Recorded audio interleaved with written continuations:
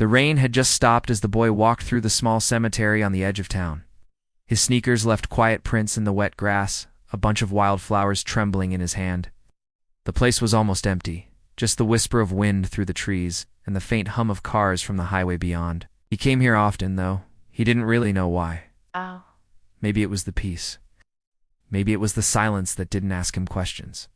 Or maybe, deep down, he hoped that the quiet might help him understand something about his own life that still didn't make sense.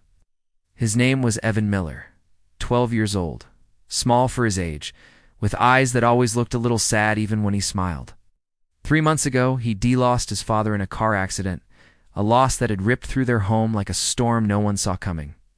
His mother tried to stay strong, but Evan could see the weariness behind her forced smiles. Every Sunday after church, Evan would ride his bike to the cemetery. He'd stop at random graves, place flowers, and whisper a short prayer. He didn't know most of the names, just didn't like to think that anyone's resting place went unnoticed. This time, he picked a grave near the old oak tree, a simple stone, with fresh rain running down its surface. The name was partly hidden by mud. He knelt, brushed it gently with his hand, and laid the flowers down.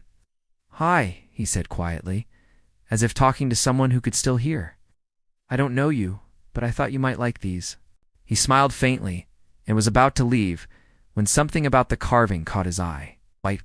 He wiped the dirt away completely, and when the name came into focus, his heart froze. David Miller.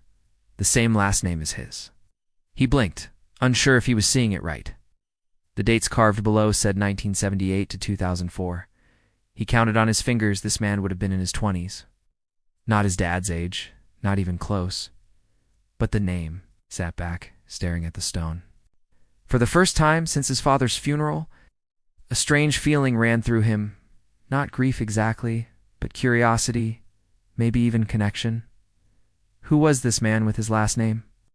That night at dinner, Evan pushed his food around his plate, lost in thought. His mom noticed. "You okay, sweetheart?" He hesitated. "Mom, do we know anyone named David Miller?" Her fork stopped midair. A flicker of something surprise, sadness, passed across her face. Ask. "Where did you hear that name?" she asked softly. "I saw it today," Evan said. For a long moment, she didn't say anything. Then she set her fork down and sighed. "David was your father's brother," she said. "Your uncle?" Evan's eyes widened. "Dad had a brother? You never told me?" He passed away before you were born," she explained. "It was a long time ago. Your father didn't like to talk about it." "Why?"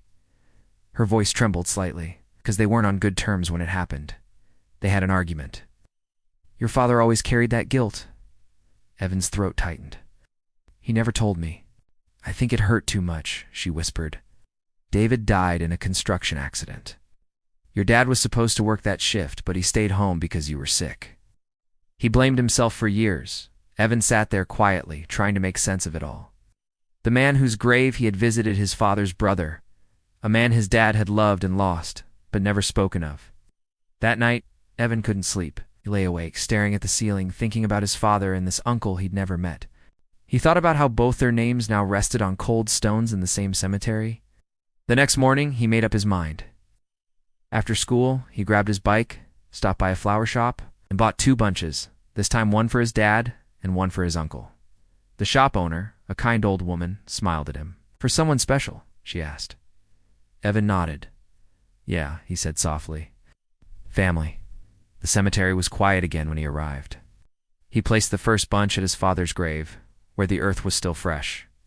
Then he walked to the old oak tree and knelt by his uncle's stone. "Hi again," he said, his voice low but steady. "I didn't know you before, but I guess we're family. Dad never got to say goodbye, so maybe I can do that for him." He placed the flowers down and closed his eyes. For a long moment, he stayed like that, listening to the rustling of leaves overhead. And then, for reasons he couldn't explain, he started talking. But school, about how his mom was trying her best, about how much he missed his dad. He told him about the fishing trips they used to take, the bedtime stories, the empty chair at the dinner table. The words poured out, and with each one, the heaviness inside him began to ease.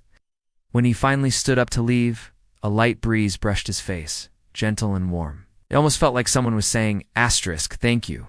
Asterisk days turned into weeks, and visiting the two graves became Evan's new Sunday ritual.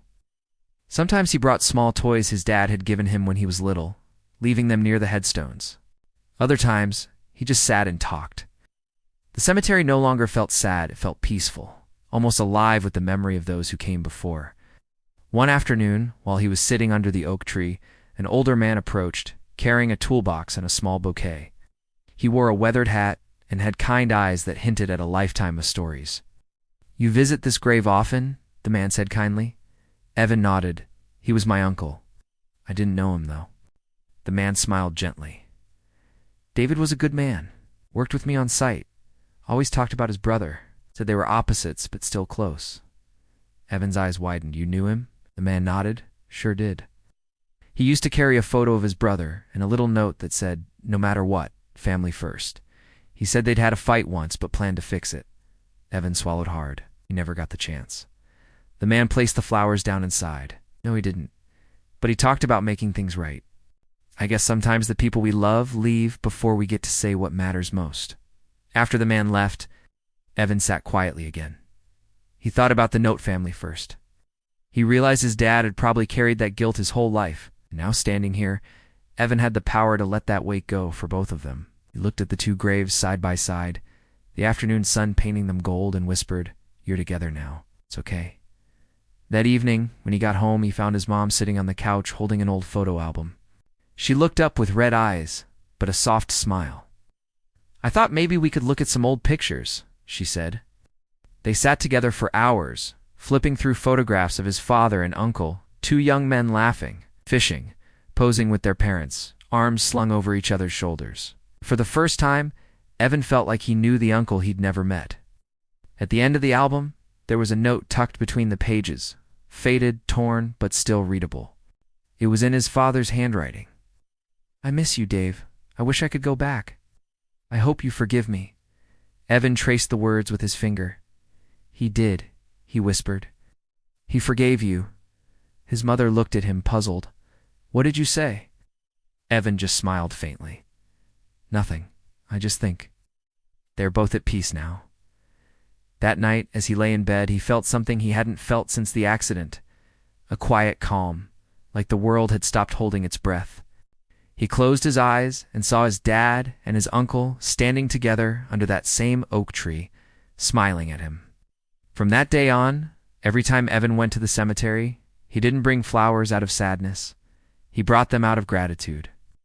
Gratitude for his father, for his uncle, for the stories he'd uncovered, and for the reminder that even in loss, love doesn't disappear, it just changes shape. Every Sunday as he placed those flowers on the grass and looked at their names shining in the afternoon sun, he whispered the same words he knew they both could hear. "I love you.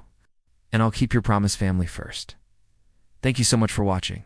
If this story touched your heart, please hit that like button and subscribe for more content that makes you think and feel. We'll see you in the next one.